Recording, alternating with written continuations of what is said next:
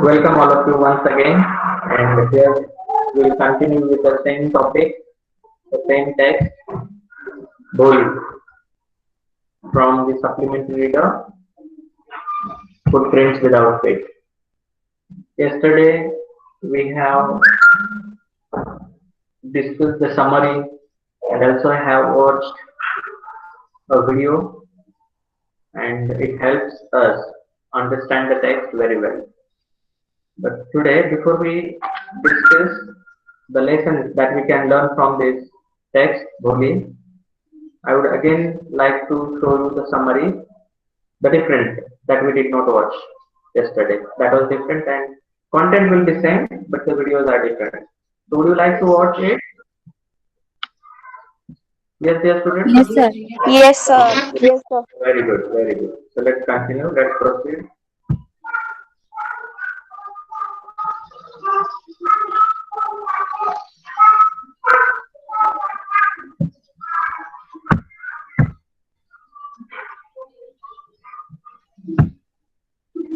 I'll mute myself and also turn off video so that you can listen and watch the video clearly.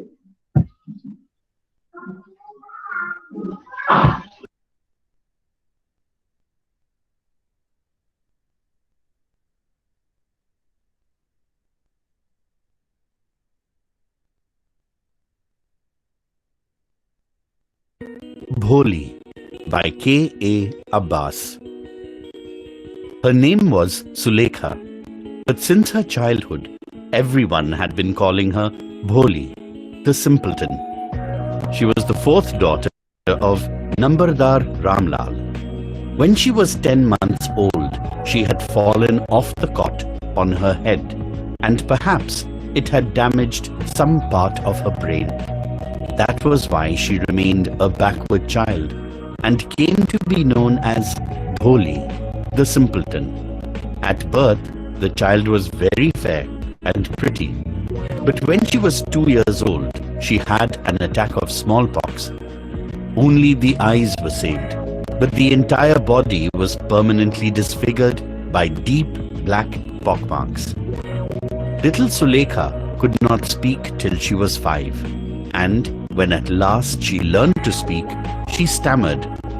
The other children often made fun of her and mimicked her. As a result, she talked very little. Ramlal had 7 children, 3 sons and 4 daughters, and the youngest of them was Bholi. It was a prosperous farmer's household, and there was plenty to eat and drink. All the children, except Bholi, were healthy and strong. The sons had been sent to the city to study in schools and later in colleges. Of the daughters, Radha, the eldest, had already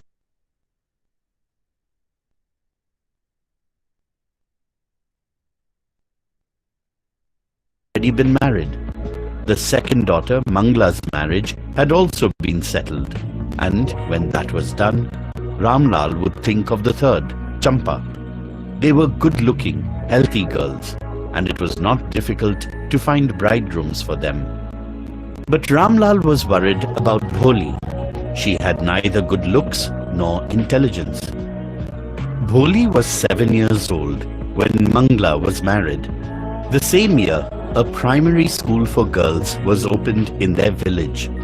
The Tehsildar Sahib came to perform its opening ceremony. He said to Ramlal, "As a revenue official, you are the representative of the government in the village, and so you must set an example to the villagers. You must send your daughters to school." That night, when Ramlal consulted his wife, she cried, "Are you crazy? If girls go to school, who will marry them?" But Ramlal had not the courage to disobey the Tehsildar. At last his wife said, "I will tell you what to do. Send Bholi to school. As it is, there is a little chance of her getting married with her ugly face and lack of sense. Let the teachers at school worry about her." The next day, Ramlal caught Bholi by the hand and said, "Come with me, I will take you to school."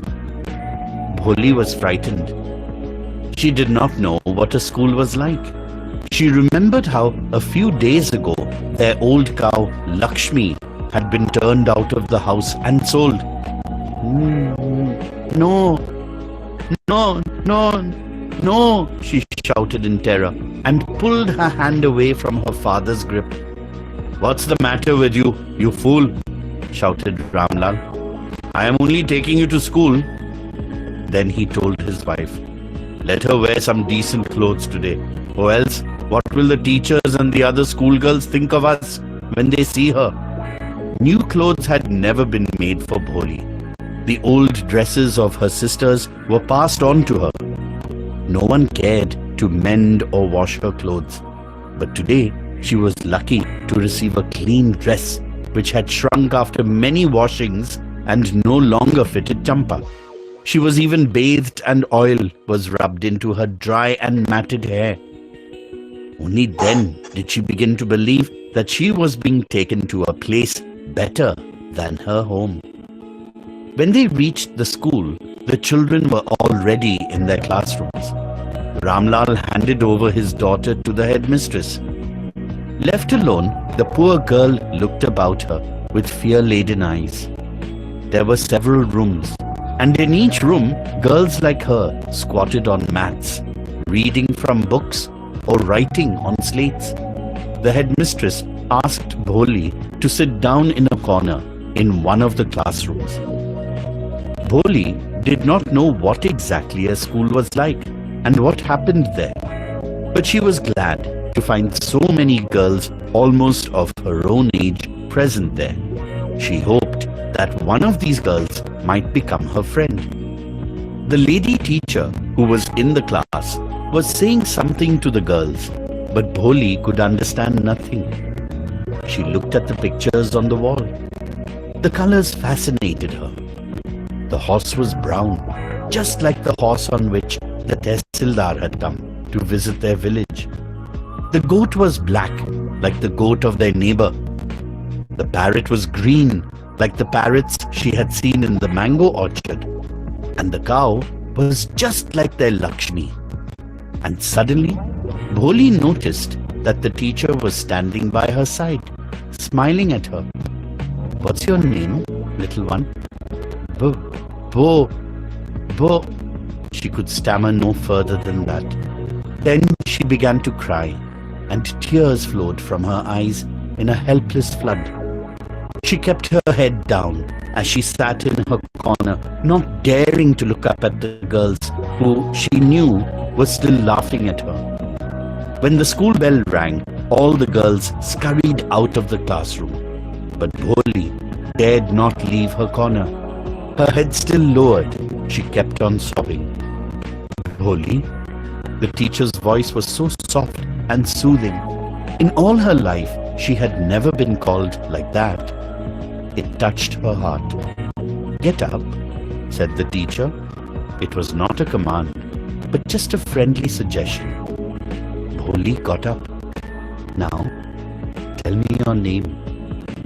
Sweat broke out over her whole body. Would her stammering tongue again disgrace her? For the sake of this kind woman, however, she decided to make an effort. She had such a soothing voice. She would not laugh at her. Bo, she began to stammer. Well done, the teacher encouraged her. Come on now, the full name? Bholi. At last she was able to say it and felt relieved, as if it was a great achievement. Well done.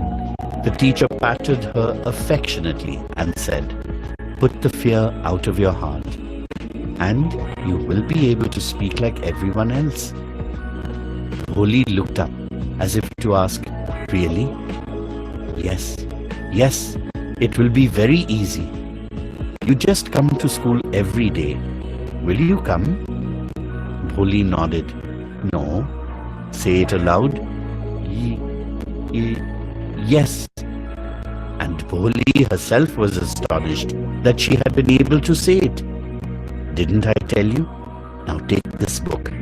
The book was full of nice pictures, and the pictures were in color.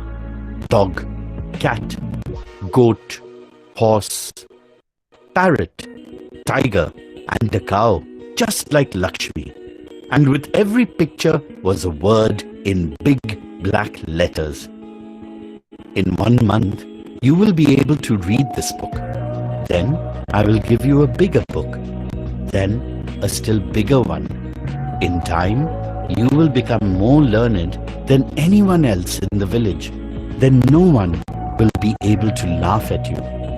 People will listen to you with respect, and you will be able to speak without the slightest stammer.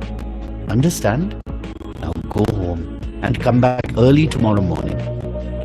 Bholi felt as if suddenly all the bells in the village temple were ringing, and the trees in front of the schoolhouse had blossomed into big red flowers. Her heart was throbbing with a new hope and a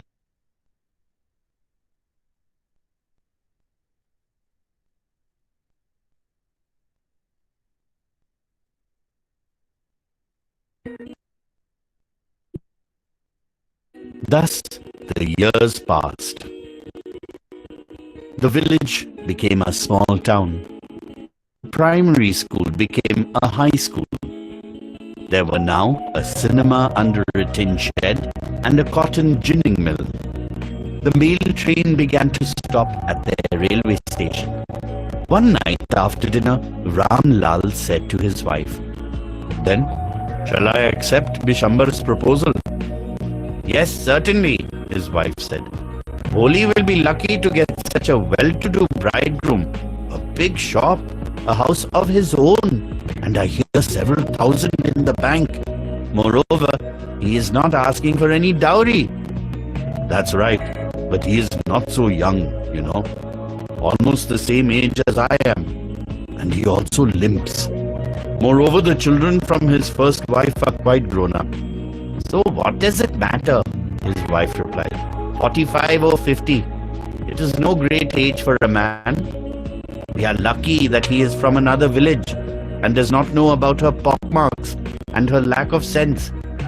If we don't accept this proposal, she may remain unmarried all her life. "Yes, but I wonder what Bholi will say." "What will that witless one say? She is like a dumb cow." "Maybe you are right," muttered Ramlal. In the other corner of the courtyard, Bholi lay awake on her cot, listening to her parents' whispered conversation. Bishambar Nath was a well-to-do grocer. He came with a big party of friends and relations with him for the wedding. A brass band playing a popular tune from an Indian film headed the procession, with the bridegroom riding a decorated horse. Ramlal was overjoyed to see such pomp and splendor. He had never dreamt that his fourth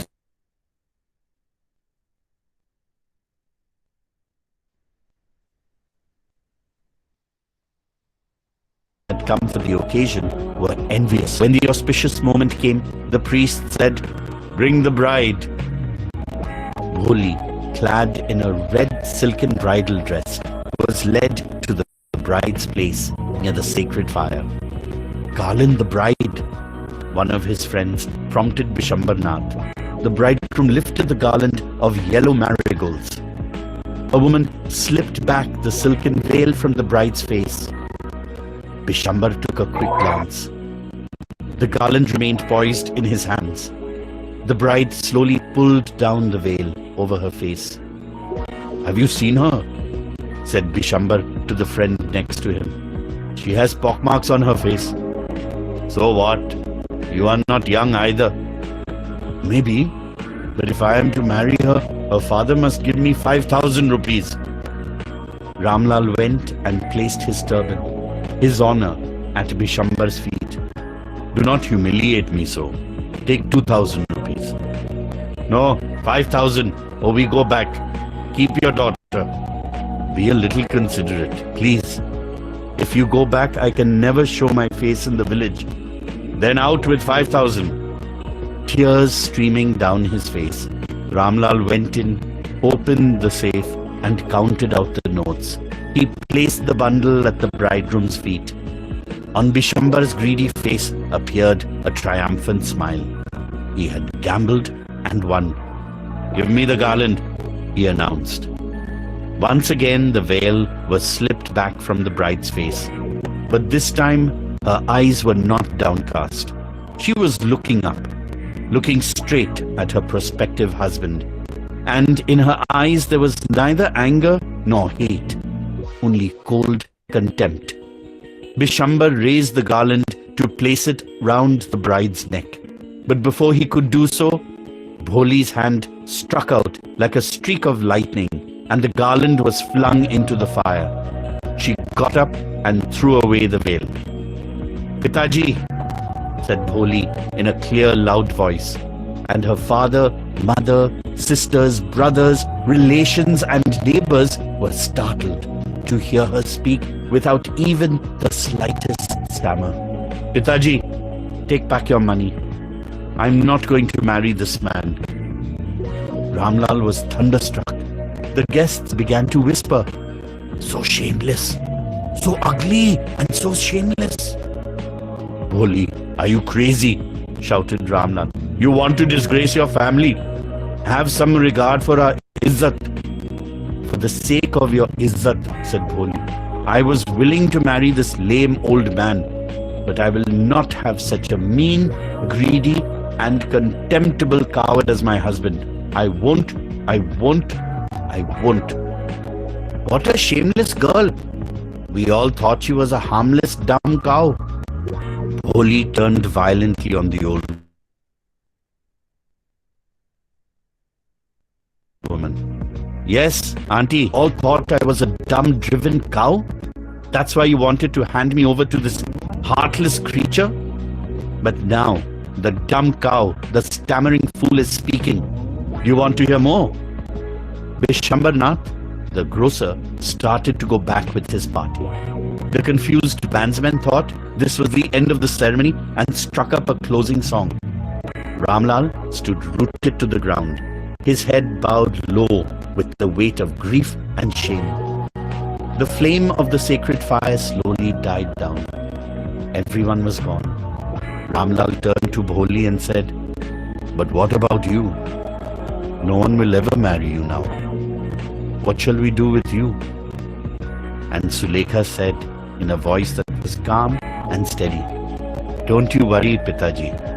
In your old age, I will serve you and mother, and I will teach in the same school where I learned so much. Isn't that right, ma'am?" The teacher had all along stood in a corner, watching the drama. "Yes, Bholi, of course," she replied, and in her smiling eyes was the light of a deep satisfaction that an artist feels when contemplating the completion of her masterpiece.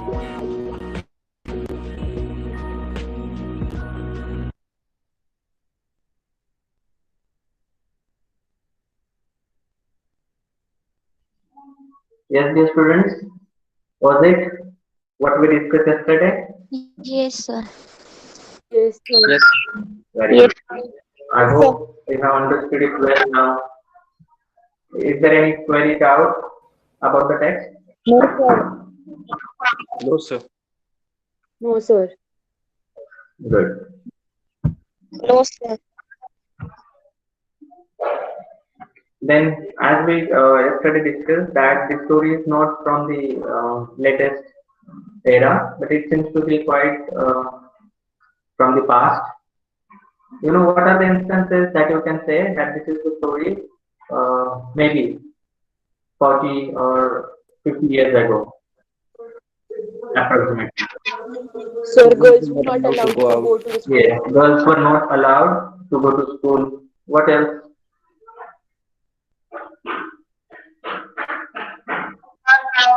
Sir, horses were used for riding. Yes, horses. Until that came on. Very good, very good, Shreya. Anything else? Sir, even there is a mention of dowry system in this. So dowry is not now. It was much before. Yes. Even if you, Sir, yes, sir, they were not given so much respect in society. Like a means. Right, good attempt, dear Prathamesh. But even if we think that this is little old story, but some of the things are still followed. Like even Dory, not directly but indirectly, not openly but secretly, it is going on. Even we can find in the villages that girls are not allowed to go to school. Even today, you will find some such instances. Even if the government has been providing all the facilities, the education is given free of cost in villages. But parents, they don't agree that the girls should go to school. Everything they are worried about is their son. And Vanshata, those who are there having only daughters, they are not happy. They want a son, and for the sake of son, they give birth to many children. And finally, it happens that they have to starve. So, this way, some of the things that we have come across in the story are there, not only in the villages, but in the cities also. The mentality of the people has not yet been changed. It may take some time. So, what other lessons have you learned, your students? Can you share one by one? There are many things. Sir, means to the boys and girls, equality should be given. Yes, girls and boys should be treated equally. Even today, you can see wherever the boys or sons go, parents are least bothered. And what time do they come? But girls, they should be there back on time. And they are always, after them that where are you, what are you doing, just that way they are trying to monitor the daughters more than sons. But both of them should be treated equally. Here I remember one incident from Students of the Year movie. Watched anybody? I never watch movie, and it happens sometimes that I just watch some part, and whenever I'm teaching, I suddenly remember that somewhere it is matching, and I have watched. Otherwise, you will say, "Sir is always telling some instances from the movies. You must be watching," but it's not the fact, dear students. There, they both are fighting. There are two heroes and one heroine, and they are fighting for her. But finally, she has to raise her voice that who you are both to decide whom I belongs to or whom you possess. It's me who is going to decide. You know that story. You might have watched that video or that movie, Students of the Year. And there he stands. She stands, sorry, I think he. And they both were fighting for her. So girls should also make other realize that they are not just like dolls or like the thing. They are a person. They are the person. They have their own likes, dislikes, their own qualities, and they have that decision-making power that they should decide.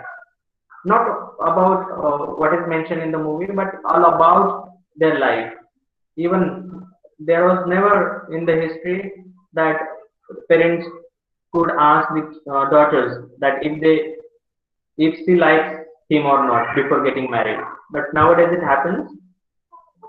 Even girls have been more advanced that they only uh, puts the proposals before the parents that it happens. Anyway, we will not go much in depth, but we should understand firstly with whom we are marrying, how is that person, and there should nothing be hidden between two of the persons because they are going to be together forever in their life.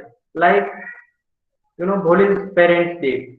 They did not inform him that he was having, those um, ugly face, and also he was stammering, could not speak well. And neither he was bothered because he thought that she is a girl and nothing to worry, she must be beautiful. And he was very old man, so agreed. But when he comes to know that she was so ugly and then asked for 5,000 rupees, that is also not good.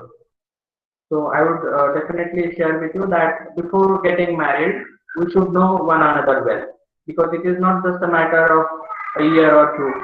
There you are forever with your partners. And after all, you have to again think of your children, your future life and all. So minimum it should take 6 months before finalizing your choice. That much of time should be spent and must be passed, right? So that we can understand each other and accordingly, you know if you can live with that person or not forever. You are from this 21st century. You are not required to guide about these things. You are already good at these things, right? So anything else that you have learned? Any other lesson? Sir, we So should the not person encourage with any bad disability should be superstitions. treated One by one. Anil, you please properly. continue. Then Shreya. So we should not encourage any bad superstitions. Yes, we should not encourage and we should be firm with our decision. You know, it happens to the students. What will people say? That is very bad thing that we can be observed in the society.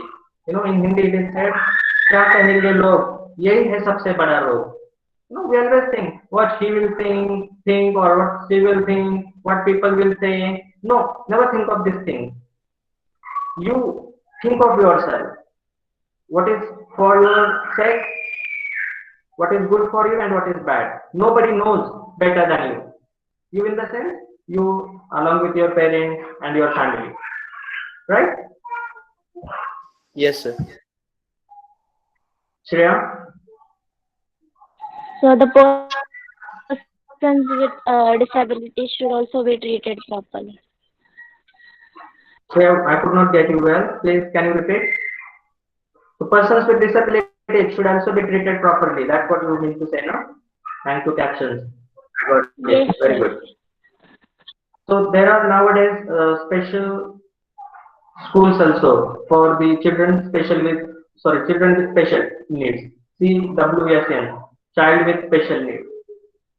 So there are some different kinds of teachers fully trained differently so that they can entertain and guide such children properly.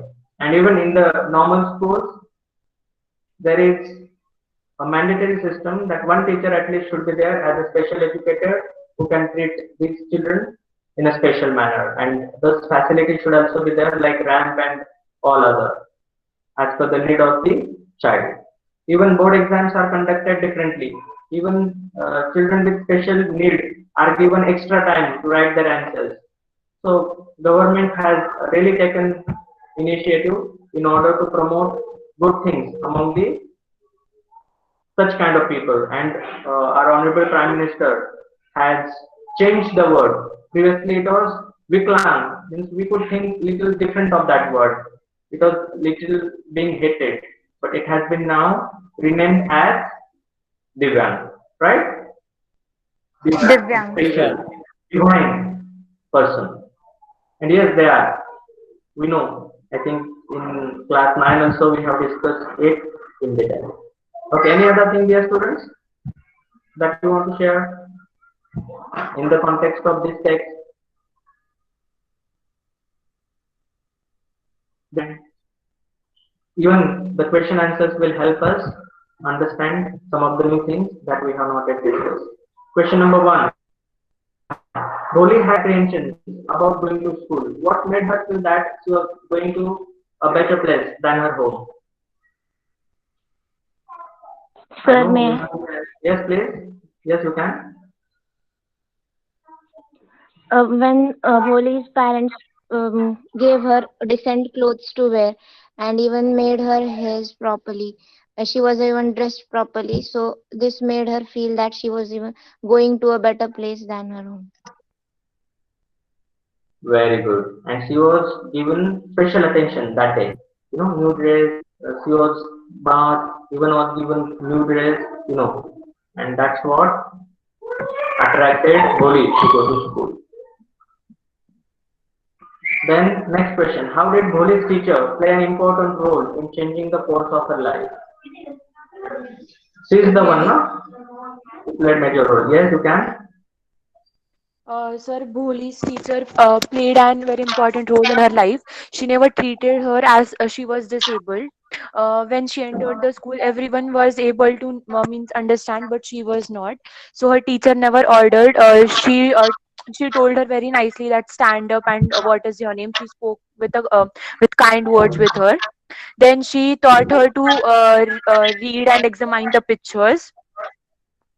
And Good. then she encouraged her that you read this, then you'll be getting one more book, and this way she succeeded. Absolutely, absolutely. It played major role, and it was just because of teacher that she stood against that person and stand by her parents, saying that she won't marry such a person. And even if the people around were saying, some bad that she's shameless and all, she was not bothered about them, but stood with her decision, right? So teacher played in such a way very good role. Third question, why did Bholi at first agree to an unequal match? Why did she later reject the marriage? What does this tell us about her? I think we have already understood that she firstly agreed, she mentions, nah, just because of you, it's the Pitaji. So this story seems to be from India itself. The things happened in the story, and you know why she rejected, and what does tell tell us about her, that she has learned good lessons from the education and she was confident about herself, and for self-respect, she refused marrying such a greedy coward person. And last question, Boli's real name is Sulekha. We are told this right at the beginning, but only in the last, but one paragraph of the story is Boli called Sulekha again. Why do you think she is called Sulekha at that point in the story? It's very simple that, she has always been a very, gullible or a simpleton person, Miss Boli, and the word Sulekha means a person with good hard work. So all the time she has been described as a simpleton person. But at one place, when she stood for father's dignity and for self-respect, she raised her voice. And that time, this is the word Sulekha used in the aim to show her confidence, knowledge, and ability to speak up against the injustice. Right, dear students? This is 10, 15. This is the time that we should aim. Anything else that you want to share? Want to ask me something? No, sir. Okay, No, so that's it sir. for today. Thank you so much, dear students. Have a great day ahead. Bye. Take care. Thank you. Thank you, sir. Thank you. Bye, sir. Thank you. Bye, sir. Thank you, Bye, sir. sir. Thank you, sir. Bye, sir. Bye, sir. Bye, sir. Thank you, Thank sir. you.